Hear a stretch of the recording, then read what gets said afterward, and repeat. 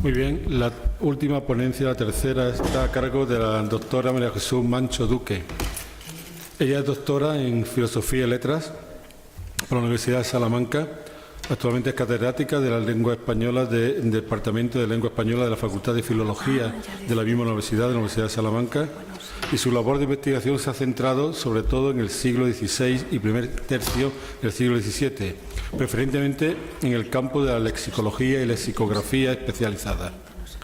Desde el año 2001 es investigador principal de un proyecto de investigación dotado de financiación ministerial ininterrumpida para la elaboración del denominado Diccionario de la Ciencia y de la Técnica del Renacimiento, actualmente accesible desde la red, desde la página web correspondiente.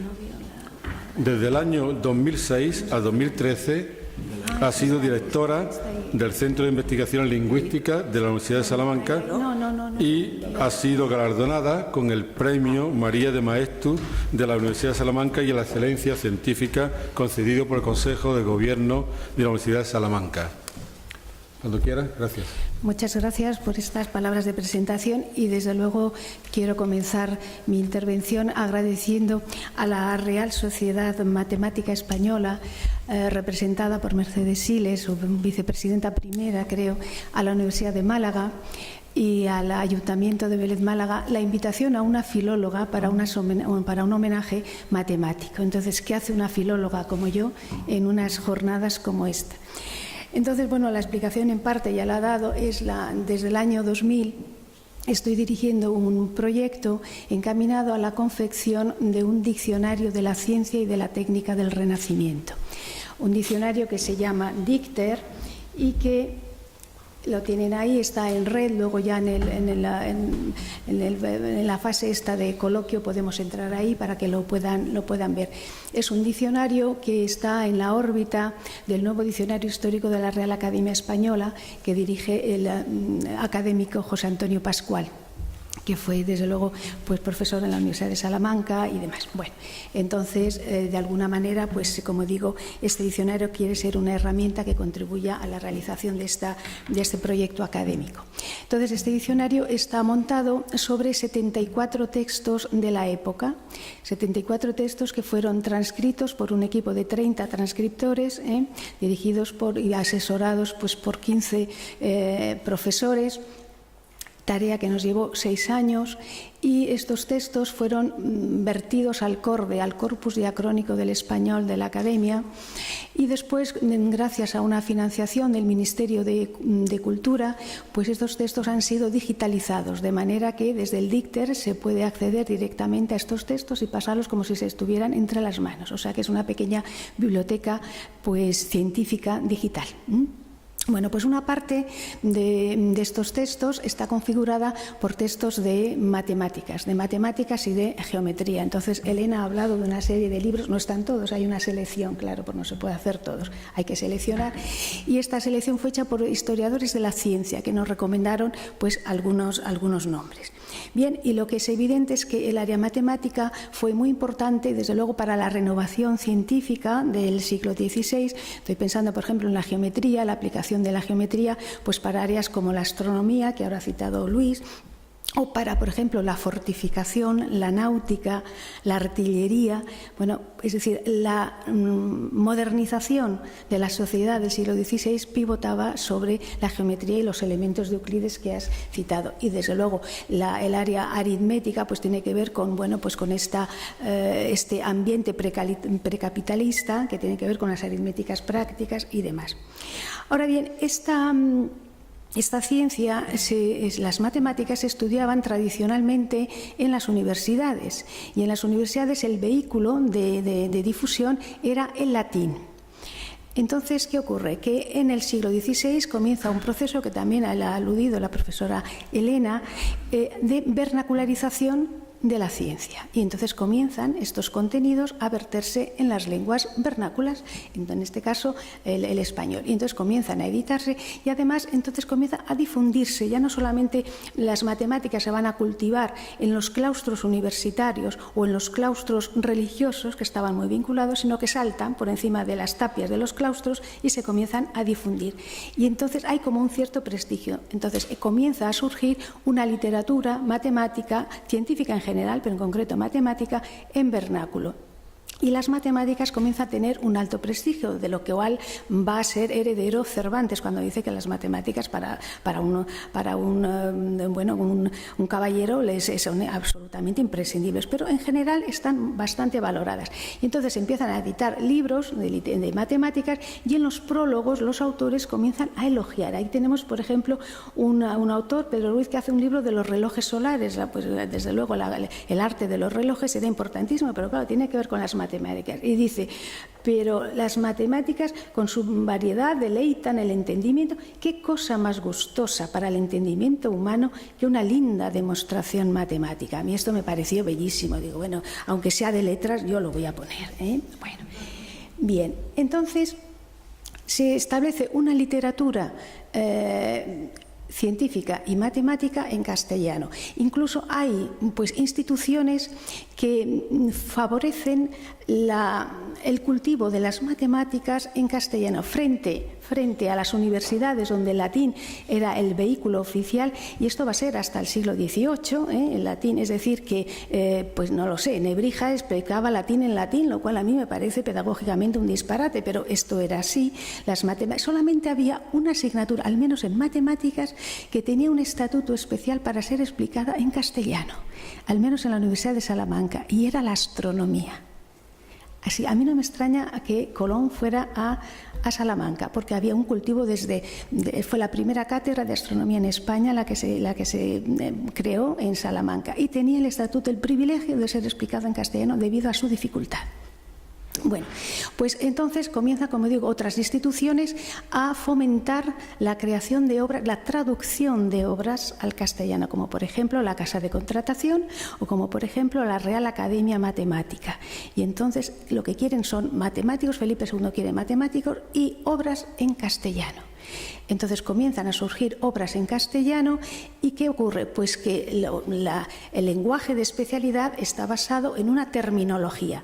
Esta terminología antes estaba en latín o en otras lenguas. Entonces se plantea el primer reto, la denominación de los nuevos conceptos y de las nuevas ideas matemáticas en castellano. Entonces la creación de un léxico científico. Entonces, para entender un poco este vocabulario de las matemáticas en el siglo XVI, tenemos que ver pues el contexto histórico en el que surgen las matemáticas. Entonces, aquí se ha hablado, pues desde luego, del legado árabe. El legado árabe, ya se sabe, en la aritmética y en el álgebra. Y aquí, claro, hoy se habla de los números arábigos. Pero es verdad que los árabes no crearon, vamos, me corregís. Pero entonces son los hindúes o indoarábigos. Los árabes lo que hacen es transmitir la ciencia, más que crear, transmiten.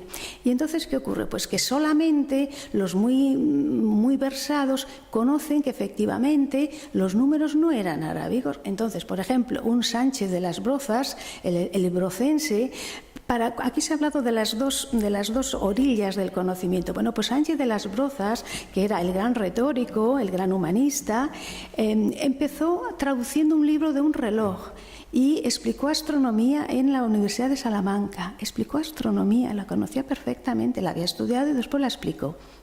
Entonces sabe muy bien que los números arábigos no son arábigos, y entonces dice, son pues como iba Colón, que quería descubrir las Indias, pues entonces Sánchez de las Brozas habla de los números indianos, es decir, hoy diríamos los hindúes, ¿sí? Los indianos, ¿sí? Bueno, entonces el conjunto que son pues los números del 1 al 0, bueno, ya veremos. Entonces, el conjunto de los números indianos se denominaba en el siglo XVI la cuenta de guarismo. La palabra guarismo remite a un señor que se llamaba Al-Guaridmi. Entonces, esto es lo que se denomina en lingüística un epónimo, es decir, el nombre de un señor sirve para designar un concepto. Entonces, el concepto de cifra Se denominaba guarismo por el nombre de Al-Guarizmi, que los transmitió. Y entonces el conjunto era la cuenta de guarismo. Entonces aparece, por ejemplo, en Acosta, en una historia natural, pero claro, las matemáticas aparecen en todas partes. Dice, se sirve de los 10 caracteres, de los 10, incluido el 0 fue el último, la cuenta de guarismo. Y esta cuenta de guarismo se oponía a los números romanos de los que nos ha hablado Elena, que entonces se denominaba la cuenta castellana. O sea, entonces eran la cuenta castellana frente a la cuenta de guarismo. Y entonces, pues por ejemplo, Pérez de Moya, el famoso Pérez de Moya, que era el más, desde luego, el difundidor o difusor de las matemáticas más importantes, pues habla, vamos a ver la cuenta castellana para los que no entienden guarismo, es decir, números romanos para los que no entienden los números arábigos. Y esto, desde luego, lo conocía Cervantes, porque en el Quijote dice, se podrán contar los premiados vivos con 3 letras de guarismo. Y aquí quiero comentar cómo, en lugar de decir números o cifras, pues empleaban letras o caracteres, o sea que letra equivale a número, carácter equivale a letra y equivale a número, para que luego no hablen de la interrelación entre letras y números. Son letras de guarismo, aparece en el Quijote, pero aparece en todos estos textos. Bueno, entonces por aquí se ha hablado, seguimos con el legado árabe. Hay que decir que el legado árabe es más importante en la aritmética y en el álgebra que en la geometría. Luego ya veremos por qué. Entonces hemos hablado de guarismo, que es, como digo, una palabra de origen árabe, y luego una palabra que deriva del mismo epónimo con un influjo, un híbrido entre el griego, entre el árabe y el griego, es algoritmo. Algoritmo y algorista. Bueno, pues una de las palabras que tienen una etimología más bonita es la palabra álgebra. Aquí Luis ha hablado de los algebristas. Álgebra aparece en la Edad Media con el sentido de traumatología, y es así como la emplea Don Quijote. Habla de los algebristas como, para referirse a hoy diríamos traumatólogo, bueno, más o menos, entonces un sanador de huesos o algo así. Pero la nueva denominación es moderna, la denominación matemática. Y entonces, como es moderna, pues ocurre que en el campo científico, cuando surge una disciplina nueva o alguna rama, pues entonces diríamos que las distintas escuelas van teniendo una distinta denominación y hay como una confluencia de denominaciones hasta que una va a ser la que triunfe. Pues esto es lo que va a suceder con el álgebra. Se va a denominar nada menos como álgebra, almucábala, arte mayor, regla del álgebra, regla de la cosa, antes hemos hablado de cosa y cosa, regla del cos y reglas reales. Y llega un momento en que Pérez de Moya dice, llámele a cada uno como quiera. La cuestión es que esto es, ya se desespera por todas las denominaciones. Bueno, pues entonces, álgebra o almucábola. Almucábala, almucábola, es una designación que viene, pues, de Guarizmi, pero que escribe un libro, Al-Guarizmi de Bagdad, un libro que se presenta con el título Álgebra al-Muqabala. Yo no sé árabe, entonces, pero está todo unido. Entonces le llamaban álgebra la primera parte, diríamos, de la expresión, o al-Muqabala la segunda parte de la expresión. Y entonces luchan.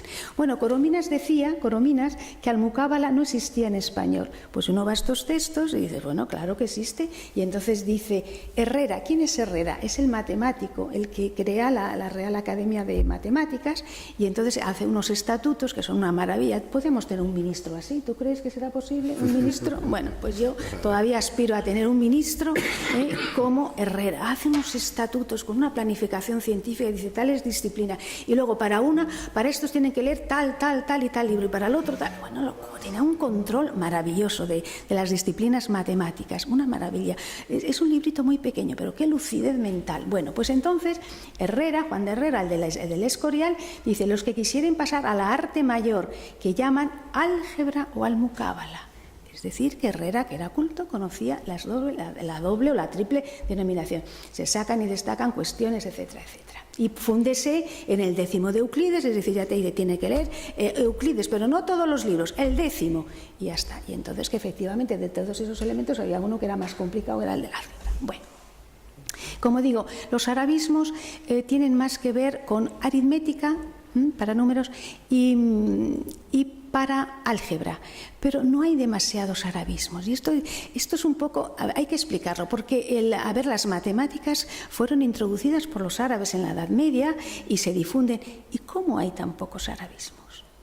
Pues hay tan pocos arabismos porque la versión vernácula tiene lugar en la época del humanismo. Y entonces Europa, y España con ella, se vuelve al latín y al griego y empieza a desechar los arabismos. Hay algunos residuos árabes en geometría.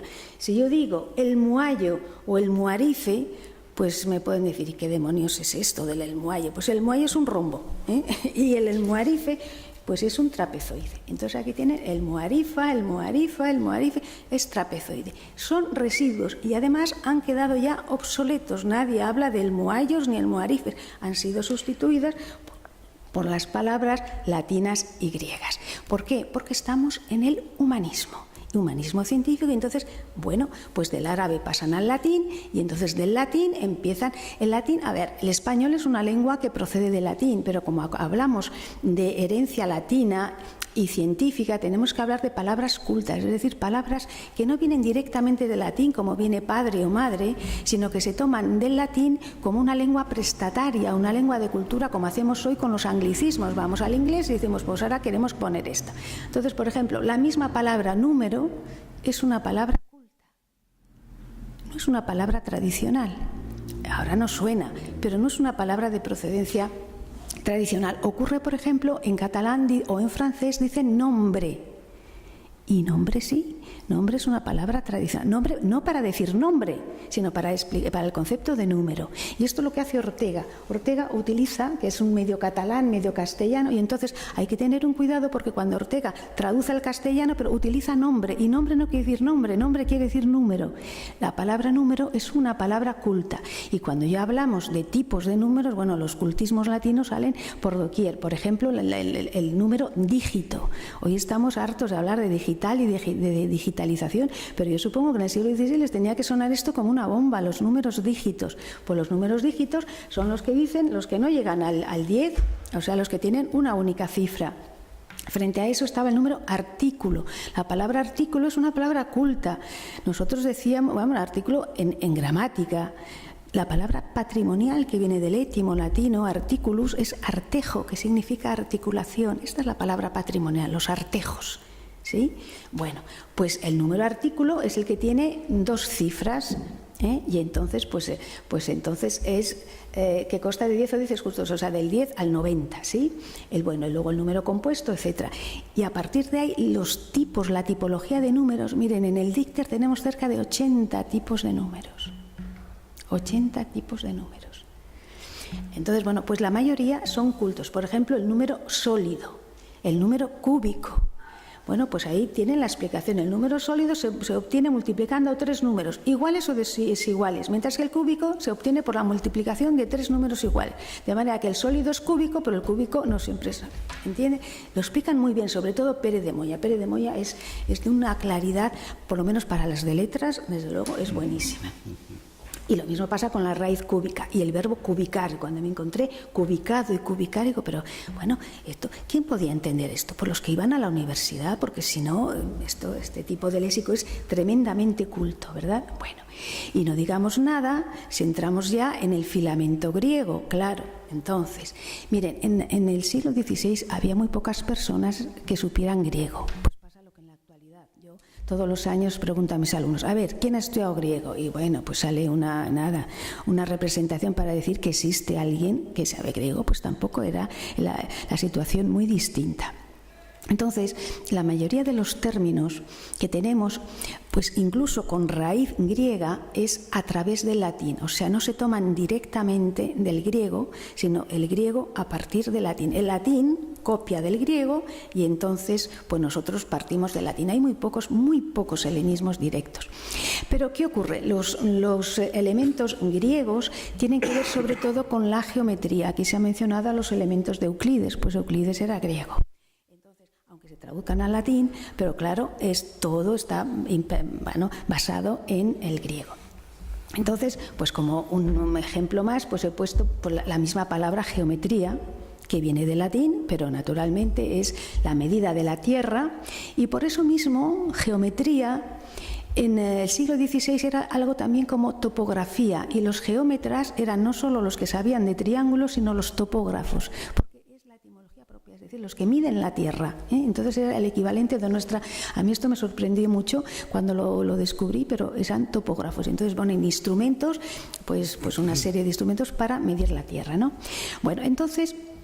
La terminología griega, como es original, pues emplea muchas metáforas en el propio griego. Entonces, hoy hablamos de triángulos isósceles. Bueno, isósceles viene del latín, pero el latín lo toma del griego. ¿Pero qué significa isósceles en griego puro? Pues significa que tiene las piernas iguales.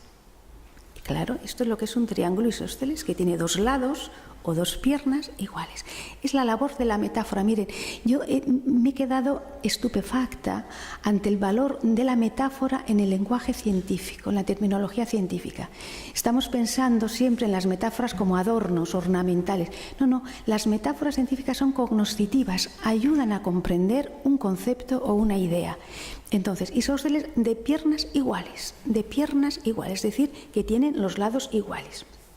Entonces, hay un calco del latín y entonces crean la palabra equicrurio, es decir, que tiene piernas iguales, pero ya no del griego, sino en latín. Equi es igual y crus cruris es en latín pierna, entonces de piernas iguales.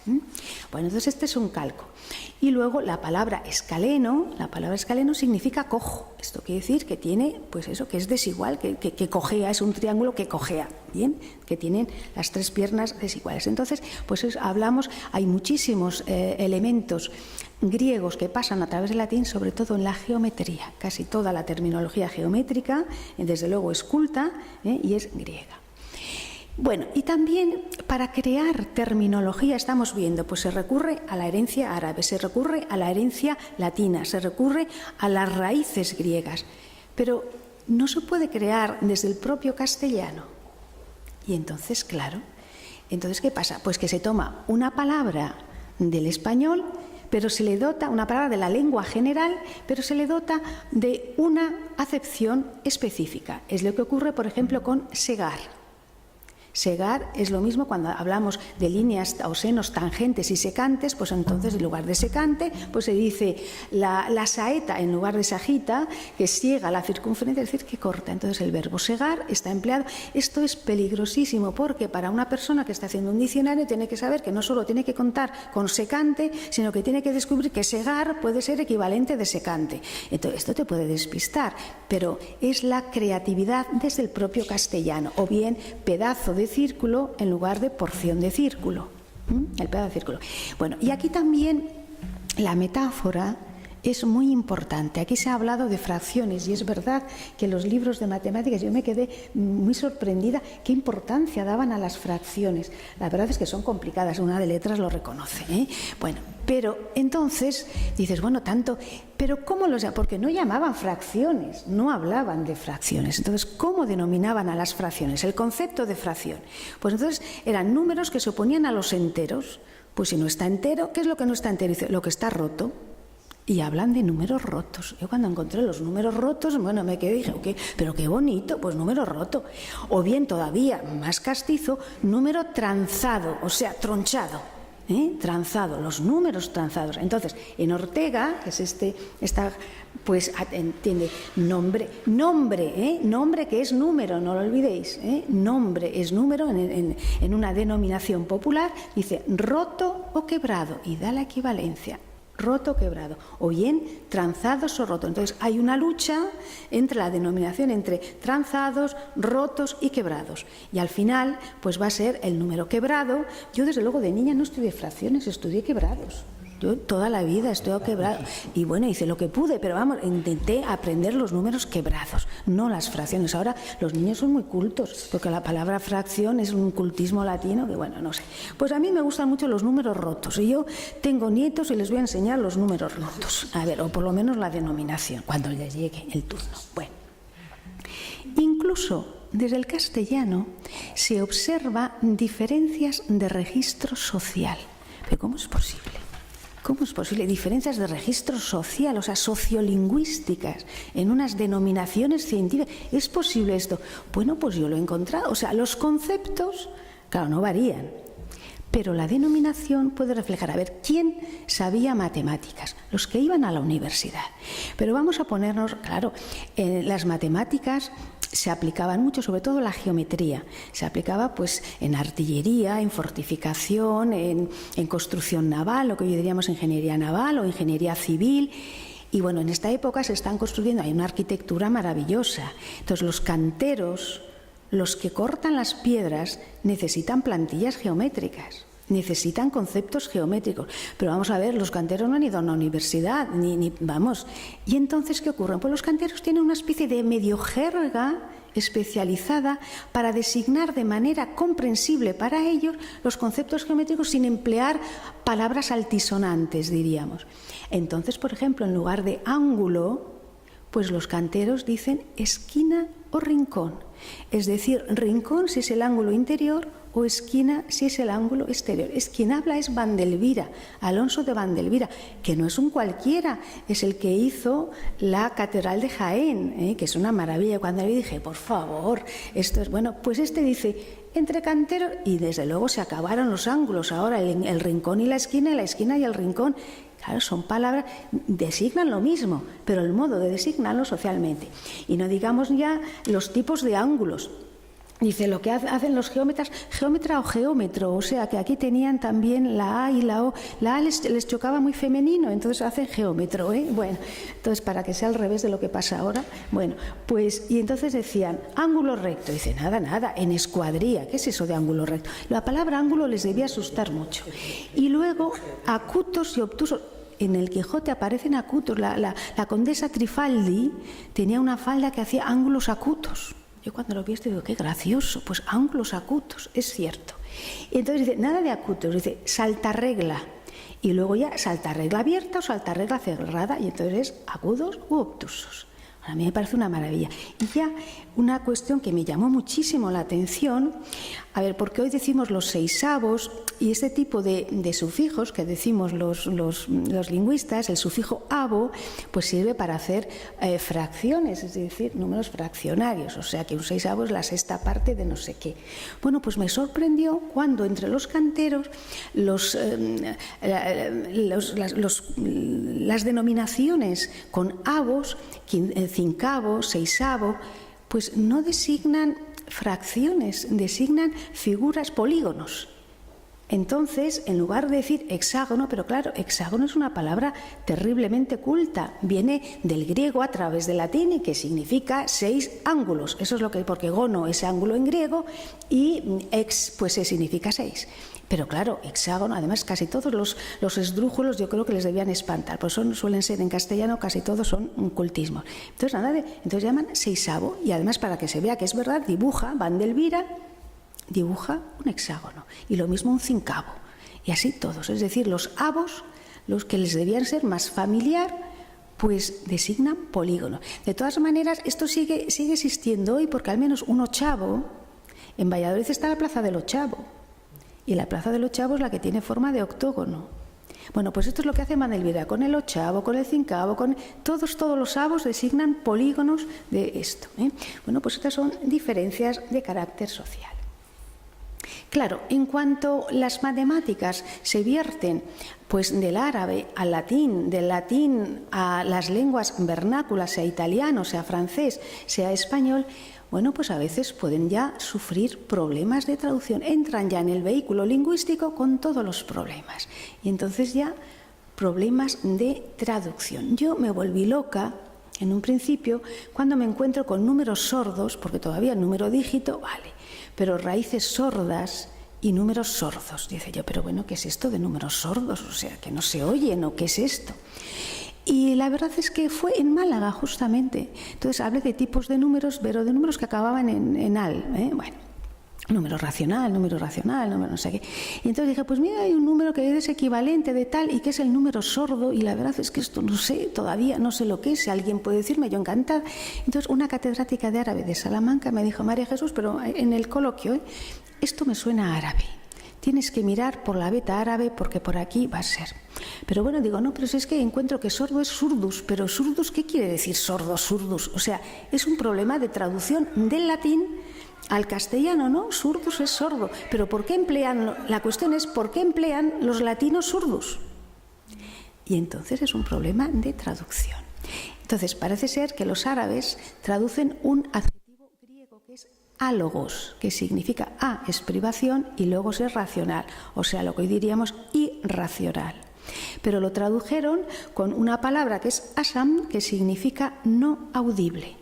Entonces, claro, esto es lo que interpreta el pobre Núñez Alaciense, que sabe muchísimo, y dice, pues la raíz que debe ser porque no se puede oír y por eso la llaman sorda. Bueno, yo que una raíz no se pueda oír, la verdad, que soy de letras, a mí esto me parecía un galimatías. Pero claro, es porque los árabes traducen una palabra griega que significa álogos como no racional, la interpretan como no audible, y como ponen la palabra árabe no audible, cuando esto se vierte al latín, pues no audible es surdus, y entonces ven el número sordo, la raíz sorda, etc. Bueno, ya una vez despejada para mí la incógnita de la sordera de ciertos números, pues dije, bueno, pues ya lo puede ser, raíz sorda, etc. Entonces parece ser las que no son números, diríamos, redondos, sino que tienen fracciones o algo así. Pero bueno, esto ya lo explicáis vosotros, yo ahí ya no me meto, yo me quedo en las palabras. Bueno, otra cosa que me llamó muchísimo la atención, la terminología científica es una terminología que suele tener muchos rasgos de contenido. No es una terminología vaga, tiene que ser muy precisa. Entonces, un triángulo isósceles es todavía más concreto que triángulo. Triángulo es más amplio, isósceles ya es un tipo de triángulo, y así se va concentrando. Entonces, me sorprendió mucho, claro, porque no era matemática, encontrarme con la palabra cosa. Tenemos para hacer el diccionario un programa de concordancias, y una de las palabras que salía más era cosa, y decía, ¿pero cómo? ¿En la ciencia la cosa? ¿Pero qué es esto de la cosa? Y cuando ya veo dónde se concentra, ¿pero esto es matemáticas pura? ¿Qué cosa es esta? Que está por todas partes.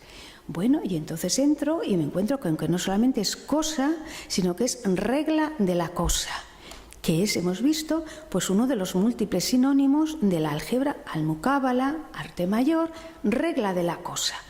Bueno, yo puedo entender lo que puede ser arte mayor. Y dices, bueno, frente a las 4 reglas, pues esto es otra cosa, las reglas mayores, pero la cosa yo seguía sin entenderla. Entonces, la cosa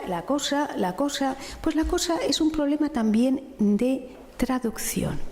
Entonces, para designar la cantidad que hay que descubrir en una ecuación en el álgebra, los árabes emplearon la palabra shay, que se translitera, yo no sé árabe, pero se translitera en los textos medievales y renacentistas como XAY.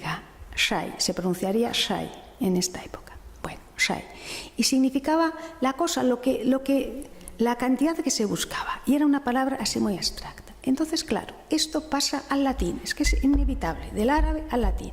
Bueno, pues la palabra cosa, res. Y del latín, pues el álgebra se va a cultivar muy pronto en Italia. Y los italianos, pues traducen res por cosa.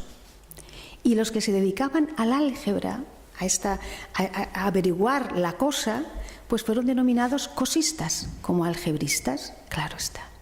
Bueno, entonces, ¿qué va a ocurrir? Que, como ha dicho Elena, pues el álgebra pasa de ser una álgebra retórica a una álgebra sincopada y después a una álgebra simbólica, ser representada por abreviaturas. Pero claro, teníamos estas posibilidades, utilizar shay, utilizar res o utilizar cosa, o utilizar las 3 abreviaturas. Y esto es con lo que nos encontramos en los textos del siglo XVI. La pugna entre C, R y X para designar la incógnita. Entonces, en determinados textos ponen la C, en otros textos ponen una R y en otros textos ponen una X. Hay una pugna. Y de esas 3, pues ya sabemos la que va a salir vencedora, que es la X. Bueno, yo me quedé cuando lo descubrí y dije, ¡qué barbaridad! O sea, que una letra es una cantidad, un número desconocido que se va a averiguar. La relación entre letras y números verdaderamente es apabullante, es apabullante. Bueno, pues este es el caso de la cosa. Ya sabemos. Y bueno, con relación a la cosa hay que decir que luego se habla de la incógnita, pero en estos textos no aparece la palabra incógnita para nada. La palabra incógnita es muy moderna y sale hasta los diccionarios del siglo XIX, no aparece incógnita. Y bueno, algo que ya nos hemos habituado, pero yo me pregunto, ¿y por qué es femenino? Porque sería, bueno, pues porque probablemente proviniera de lo que diríamos el sintagma cantidad incógnita, es decir, que incógnita se aplicara como adjetivo a cantidad. Y entonces, pues ya llega un momento que como ya se sabe que es un número, una cantidad, pues de la incógnita hay que sobreentender cantidad y después incógnita. Porque si no, ¿por qué no iba a ser lo incógnito o yo qué sé? No sé, pero ¿por qué es femenino? Pues tiene que ser porque es un referente. Pero esto aparece hasta el siglo XIX, no aparece la incógnita con un concepto matemático. Es decir, desde luego en el siglo de esto es la cosa y la cosa y la cosa. Y luego hay números incógnitos, pero eso no es la incógnita. Y luego ya sé que la cosa puede ser una potencia, pero eso ya me desborda. Pero en fin, en principio es la potencia primera o la potencia no sé qué, pues pueden ser diferentes valores. Bueno, otra cuestión que me llamó mucho la atención fue la cuestión de las cifras. Todos estamos acostumbrados a las cifras. Bueno, pues el caso de cifra también fue otro problema, porque cifra viene del árabe, de un árabe sifr, que significa vacío. Vacío. Y cifra, lo que significaba al comienzo, no era lo actual. Cifra significaba cero. Significaba cero. Entonces aquí lo tenéis, porque no me lo estoy inventando. Ortega dice, ninguna o cero cifra no vale nada, pero sirve para dar valor a los números a los que se junta. La cifra está en lugar, aquí en 20, la cifra está en lugar de nombre posicional. Nombre es el número, es decir, sería la unidad. La cifra está en lugar de unidad y hacia el 2 valer 20. Esto es lo que dice, esto hasta lo entiendo yo, lo dice Ortega. Y además, pues Núñez Alaciense dice, si de 9, el número nuevo, se quita otro 9, queda cifra, esto es, queda 0. O sea, está quitada, o sea, 9 menos 9 es igual a cifra. Y a cual añadida a 3 o quitada a los 3, pues o sea, el 0 no vale nada y sigue siendo 3. O sea, cifra significaba 0. ¿Y hasta cuándo? ¿O por qué dejó de designar 0? Pues porque a partir de la segunda mitad del 16 se va a introducir esta denominación, la palabra 0, que viene del árabe, sí, pero a través del italiano. La etimología, esto viene muy bien en Corominas Pascual. Quien quiere saber, pues sí, pues entonces el 0 se introduce y entonces cifra atacada por el 0 pues va a sufrir un desplazamiento semántico y entonces va a significar lo que es hoy pues cualquier número, no solo el 0, sino cualquier cifra de la numeración arábiga, como hemos dicho antes. Entonces ahí tenéis 0 cifra y después pues ya tendremos aquí, a finales del siglo XVI, las cifras siguientes de la cuenta del guarismo. 1, 2, 3, las cifras siguientes, ya está cifra con el valor actual. Y además también con valor de abreviatura, que luego va a dar lugar al lenguaje cifrado. Con lo cual volvemos otra vez a cómo un número puede designar diferentes tipos de letras, es decir, a pasar a un lenguaje, pero un lenguaje de letras lingüístico. Entonces, por ejemplo, Bernardino de Mendoza dice que en una batalla, pues los espías se tragan un canuto con un mensaje escrito en cifra y entonces pasan al otro lado y entonces con un lenguaje escrito en cifra. Y a cifra ya no es 0, ni siquiera un número, sino lo que hoy entendemos por lenguaje cifrado. Bueno, entonces ya voy a resumir mi intervención y esto ya lo voy a leer, porque así fijo un poquito más las ideas que hemos tenido hasta ahora, o que he querido exponer hasta ahora. Bueno, pues a través de esta apretada serie de palabras, que es una selección y todo lo subjetiva que quieran, hemos podido mostrar o hemos querido mostrar la estrecha relación entre la expresión matemática y la expresión lingüística, especialmente desde el nivel léxico. Sin el lenguaje, la ciencia de los números ni siquiera podría expresarse ni hacer comprensibles los conceptos más abstractos. Entonces, en cuanto las matemáticas se plasman en un sistema lingüístico, se quedan insertas en el tiempo y, por lo tanto, las matemáticas son susceptibles a sufrir fluctuaciones propias de la historia. Entonces, en consecuencia, al estar sujetas al cambio, pues las denominaciones se concretan en competencias y en luchas sinonímicas entre las voces, como hemos visto entre álgebra, almucábola o reglas de la cosa. Desplazamientos semánticos, como hemos visto en cifra. Entonces se ve la necesidad de crear o innovar el surgimiento de neologismos matemáticos frente al fenómeno del envejecimiento o a la propia obsolescencia léxica, lo que ha pasado con el muallo o el muarife, o los números tranzados o los números rotos. Entonces, es evidente el recurso a los préstamos, pero dada la procedencia, la implicación humanista en la que estaba metida la cultura de entonces, pues vemos cómo proliferan las voces cultas, los latinismos y también los helenismos, sobre todo en el ámbito de la geometría. Y vemos también que en cuanto está dentro de un sistema lingüístico, pues está sometido a errores de traducción. La representación espacial geométrica favorece múltiples analogías y metáforas, como hemos mostrado en Isósceles y Escalenos. Y tampoco está ausente la variación sociolingüística o de registros sociales, como hemos visto en Seisavo o en otro tipo de designaciones de los canteros.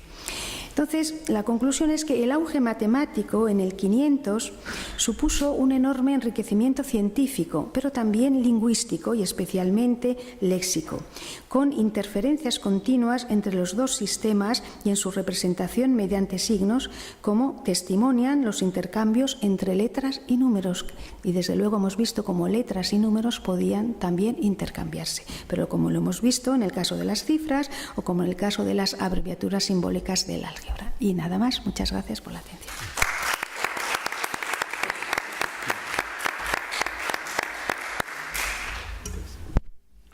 Muy bien, muchísimas gracias a los tres.